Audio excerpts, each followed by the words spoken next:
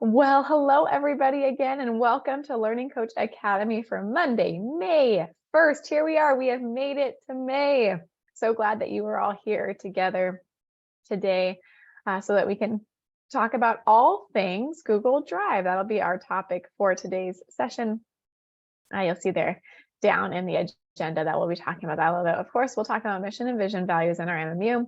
And then we'll talk through a little bit about Google Drive, and then talk a little bit about LCA in general and see if you have any insight or input about hopefully upcoming LCA requests. For those watching the recording, that part will most likely be off the recording. So if you have any LCA requests that you'd like to share with us, please send those to me directly. My contact information will be shared later on. And then we'll just talk about general questions and answers again off the recording for those who might have some between last LCA and today. Again, our mission and our vision are always central to everything that we think, say, and do here at Compass. So we also want to take a moment and center around those and make sure that we're always putting scholars first. Similarly, our core values of achievement, respect, teamwork, integrity, and communication guide our work here and guide our actions here at Compass.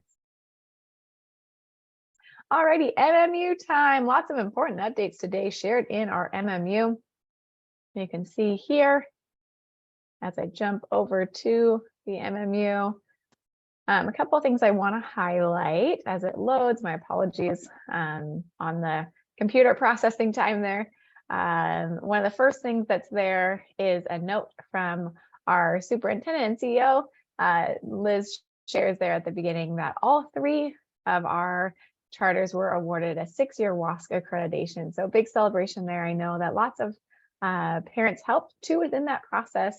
And so I just want to say a big thank you for all your support in that space.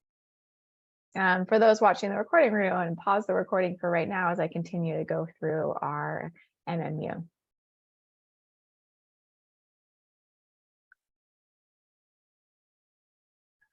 All righty, so just wrapped up going over the MMU, and now we're going to jump into our presentation.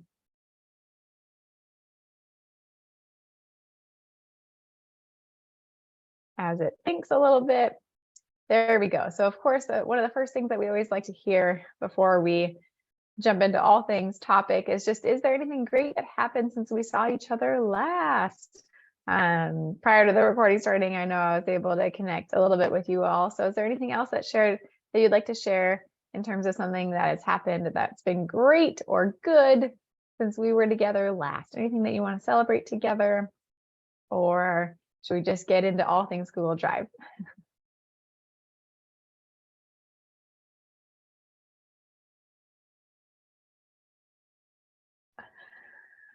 Awesome.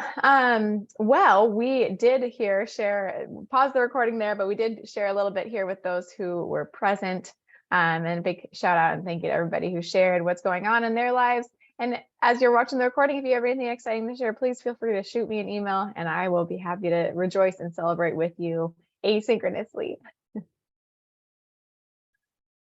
Okay, so today we're going to talk a little bit about Google Drive. So Google Drive is essential and crucial to all things that I know that I do here in my little corner of Compass. And I know that it's increasingly becoming a part of everybody's everyday life. And so it's just good to talk through what all is included in Google Drive, what are the different components, and then some recommendations. And if we have time, we'll watch a recording of how to organize Google Drive, because that seems to be a struggle. I don't know about you all, but it seems to be a struggle with how do we keep it all organized, because as you can see on the screen here, Google Drive has a lot of components and elements. And so if we get through all of our questions and answers, then part of the recording will be watching a YouTube video about organization. If not, that will just be shared out here in the recording, or I can share it with you directly if you're watching the recording. So Google Drive is a cloud-based storage system that allows for us to save files online and then access them anywhere: computer, tablet, smartphone.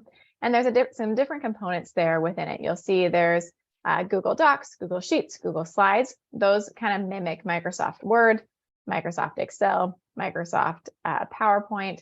Then there's some different ones that are a little bit more unique to Google Drive: Google Forms, Google Drawings, and Google Sites. And when I say mimic, that might be where you have experience with those types of sections of Google Drive, but they are very much so separate. They have separate interfaces and separate systems, so they don't look identical.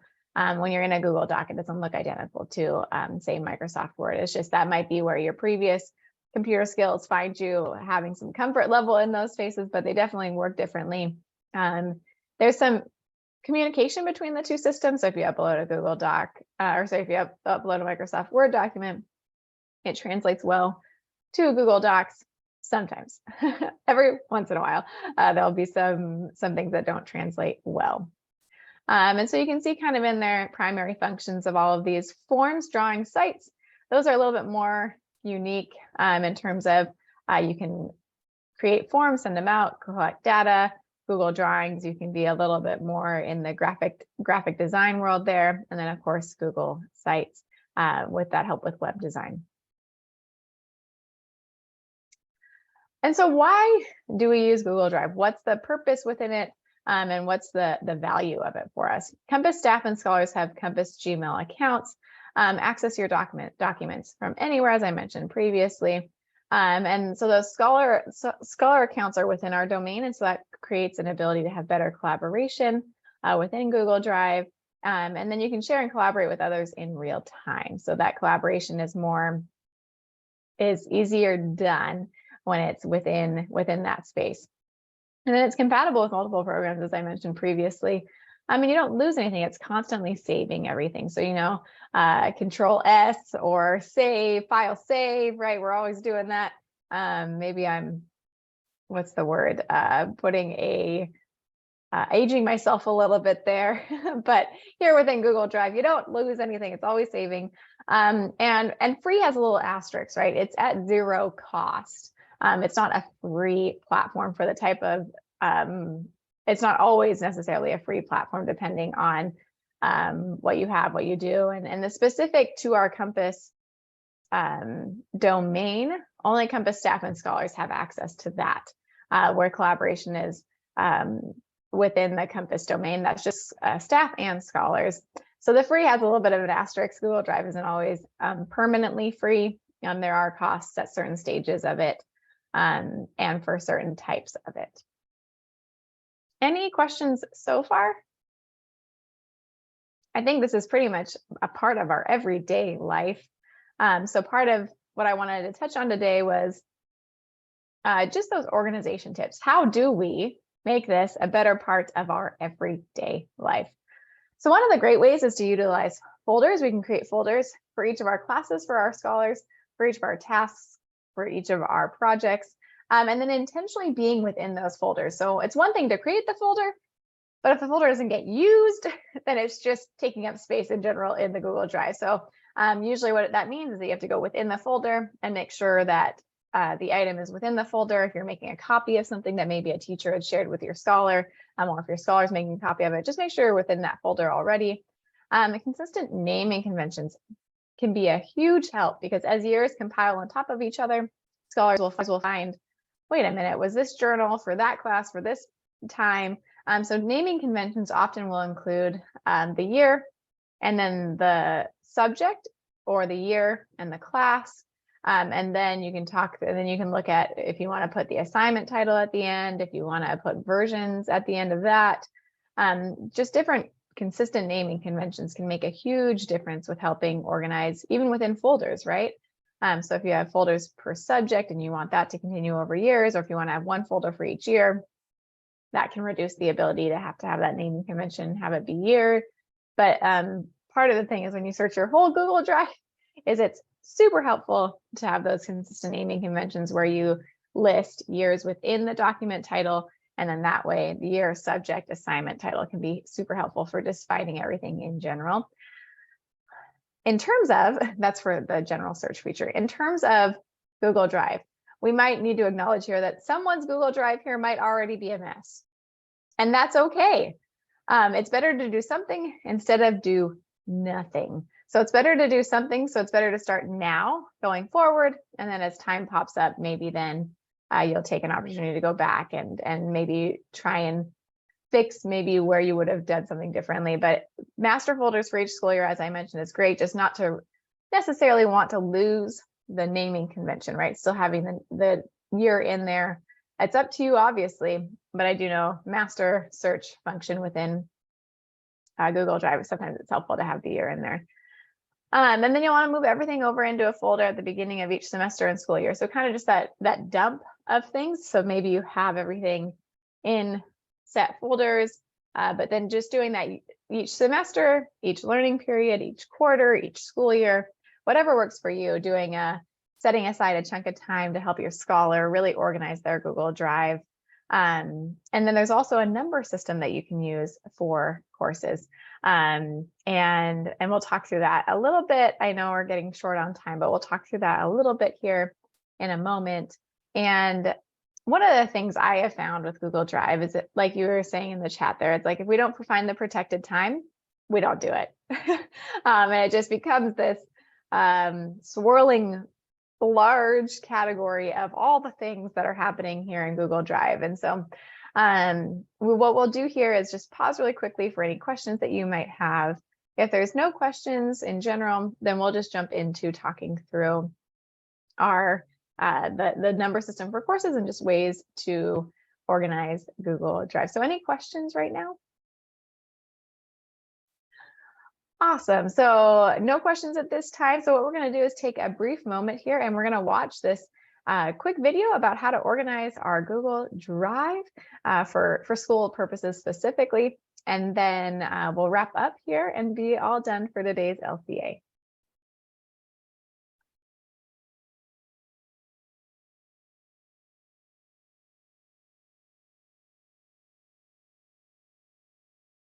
Hi, I'm Beth Sullivan from readingwritingtutor.com, and today I'm going to talk to you about how to get your Google Drive organized for the next school year. And we have 4 steps we're going to follow. The first is out with the old. We're going to take any files from previous years and get them out of your way. Then in with the new, we're going to create some folders and create some structures to get you organized for the coming year.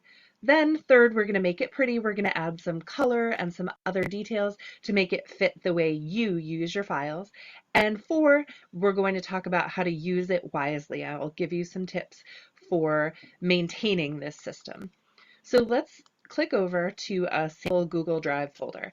This is something I see when I look at a lot of middle schoolers' Google Drive files. I see just a list of files. A lot of them are untitled.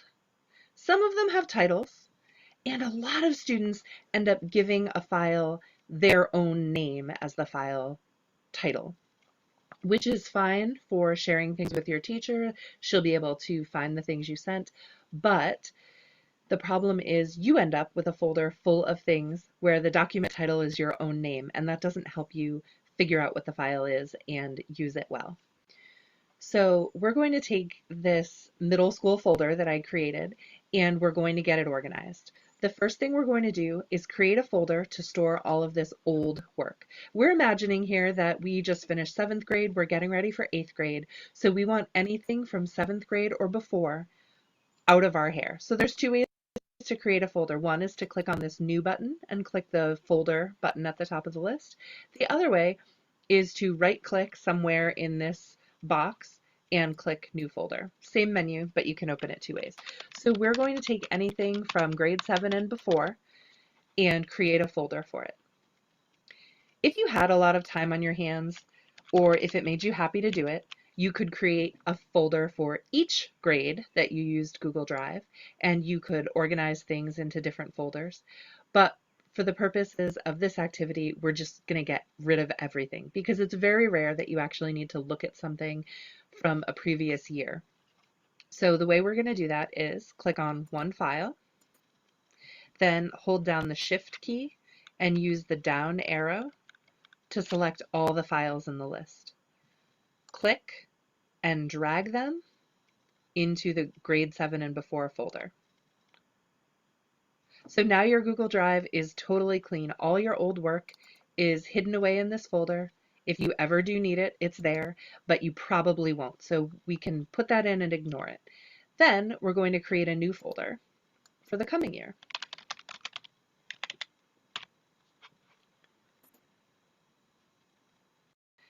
Inside that folder, double click to open it. You're going to create a folder for each of the classes you're taking. Pretty much everyone's taking an English language arts class, math. Whoops, I opened it up. Moved too fast.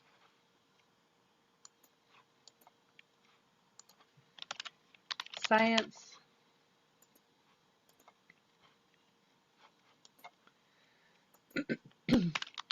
Social studies or history.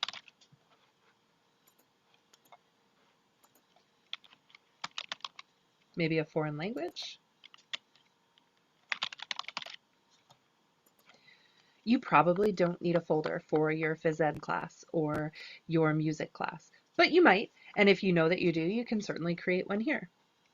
You might even know, once school starts, how your English language arts teacher is going to expect you to use Google Drive. And once you find out that there's a weekly vocabulary assignment, you might want a vocabulary folder inside your English language arts folder. You might want a folder that's just for daily quick writes.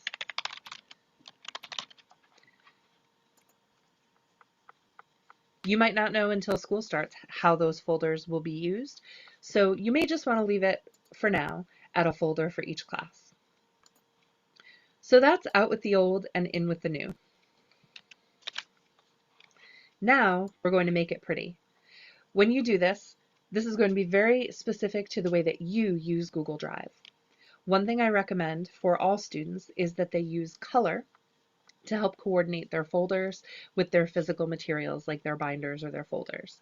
Some teams of teachers will create a color code for their students, and they might decide that all of the English language arts binders are going to be blue, and you can use blue for your Google Drive folder as well. If they don't give you a color code, you can choose whatever you want to make the folder stand out to you. If math is your least favorite class and orange is your least favorite color, you can do that. If science makes you think of the outdoors, so to color these, I'm right-clicking on the folder, which brings up this menu, choosing change color, clicking over to the color I want. If green makes me think of science and the outdoors, I can choose it for that folder. The other thing that you can do to customize your Google Drive and the way it's going to look inside this folder is add these default to being in alphabetical order. So English language arts at the top, moving down to Spanish at the bottom. If you would rather have them in the order that you have the classes during the day, you can rename the folders. And if math is first period, start it with number 1. And that will move math to the top. So if the way you think of your classes is the order that you have them, you can number the folders to just make them visually easier to find. If you have English language arts third period, maybe social studies second.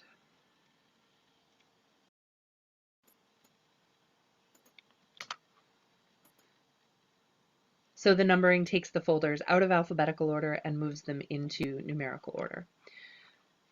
So that's Make It Pretty. Now you have a system for your folders that will help you see them and find the things that you need. So now let's talk about how we're going to use them. When it's time to create something in your class, it's really important, just like you would put down your English language arts binder on your desk when you start class, it's really important to open the folder for the class when you open Google Drive. And if the teacher says, okay, you're going to start your quick write, open your quick writes folder. And that way, when you create a file, and let's call it September 1st quick write, and give it some text. When you create the file inside the folder, it's already organized for you. You don't end up with that long list of documents because you put it in the quick writes folder when you started. So those are my tips for staying organized using Google Drive this fall. First, go through your folders out with the old, get rid of anything from a previous year by, please don't delete it, tucking it into a folder for that year or just a folder of old stuff. Then, in with the new, create a file for each class that you're taking this year. Feel free to color code it, number it to make it visually appealing to you. And that's the make it pretty step.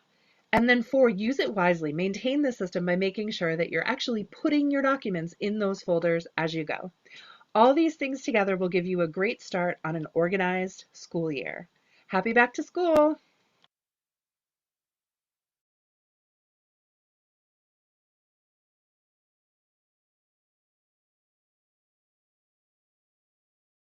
Awesome. Well, there are hopefully some new tips. Hopefully you learned at least one new thing in regards to Google Drive, or maybe 4 new things. As I mentioned prior to jumping in, oh, sorry, it's going to play that again. Hopefully it'll jump back over, give it a moment. We definitely want to provide space for any additional questions that you might have, and so we can either address those. Sorry, it's gonna probably keep freezing here. Hold on a second. There we Hi, I'm go. Beth Sullivan from readingwritingtutor.com, and today I'm So going to talk to sorry. you about. There we go. So love to hear if there's any tips and tricks that have worked for you at home. I know someone there in the chat kind of talking through all things different Google accounts and things like that. So of course, if there's other tips and tricks that worked for you at home, I'd love to hear them. Maybe drop them in our Parent Square group because we are a little bit here in overtime. And then also in our Parent Square group, tracking document will be shared out soon for those of you who'd like to earn an LCA certificate for this year. And then if you have any additional requests for LCA topic sessions or LCA social sessions, I would love to hear them. You can either share them in the Parent Square group or we can talk about them at an upcoming Learning Coach Academy session. Of course, questions, please don't hesitate to reach out to me. My contact information is there on the screen. Thank you so much for being here today. I'm so grateful for each and every one of you here live and also watching our recording. If you have any questions at all, please don't hesitate to reach out to me. I hope you all have a great rest of your day.